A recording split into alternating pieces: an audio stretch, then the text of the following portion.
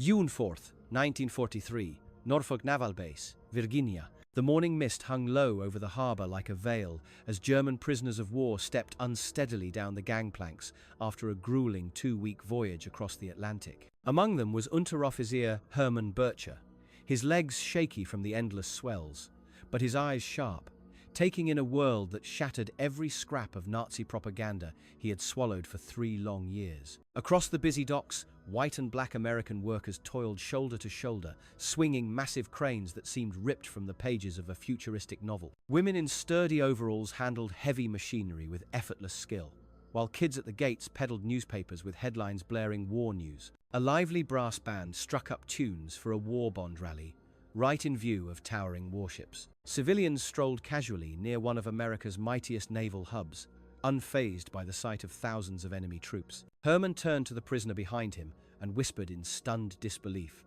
"The Americans are crazy." He would later capture this moment in his memoir, Behind Barbed Wire, published in 1952, one of the most vivid first-hand tales of German prisoners held on American soil. But what truly floored him that day went beyond the sheer enormity of Norfolk's base, sprawling over 4,000 acres with docks and warehouses alive, with dozens of ships loading at once. It was the sheer everyday normalcy of it all. Here was a country deep in global war, yet carrying on as if the chaos barely brushed their shores. By war's end, over 425,000 German prisoners would stream into camps scattered across America. What they encountered would not just erode their faith in Hitler, it would dismantle the core pillars of Nazi ideology, one unexpected kindness at a time. Processing kicked off right away, and for Hermann, it felt like stepping into an alternate reality. Back in Germany, prisoners were mere resources to squeeze dry or burdens to shrug off, with the Geneva Convention bent or ignored when it suited. But at Norfolk, American officers recited the convention's rules in flawless German, outlining rights down to dietary needs. Red Cross parcels were distributed without a hitch, and Jewish American soldiers, bearing names that would have spelled doom under the Reich, calmly explained kosher options for any Jewish prisoners. Some Germans chuckled uneasily, convinced it was a cruel joke. It was not.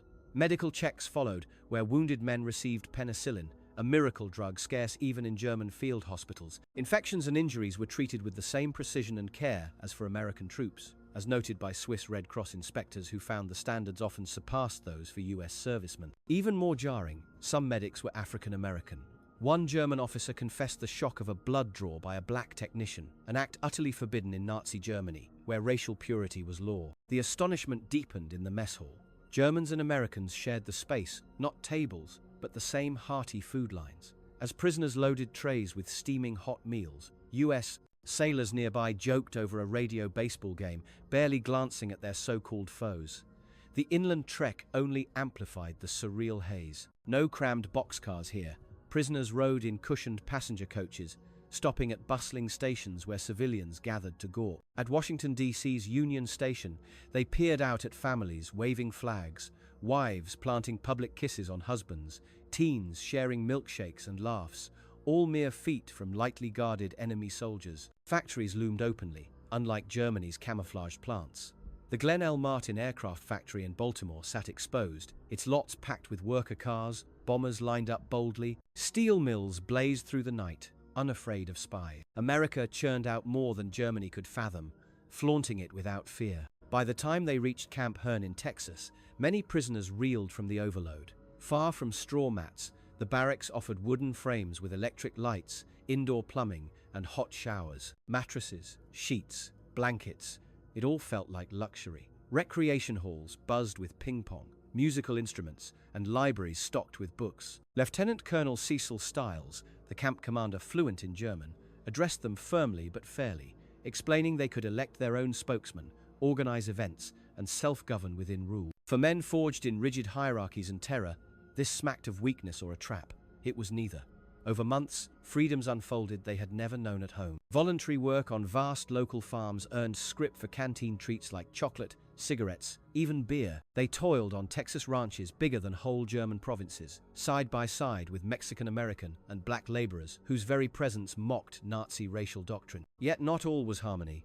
Inside the wire, divisions simmered. Hardcore Nazis, about 10 to 15%, clung to their fanaticism, forming secret kangaroo courts to punish anyone questioning Hitler or warming to American ways. Whispers of the Holy Ghost murders spread, beatings and killings disguised as suicides to silence anti-Nazis. Hermann once overheard a tense confrontation in the barracks. A fellow prisoner accused of treason for praising US freedoms dragged off for a midnight trial.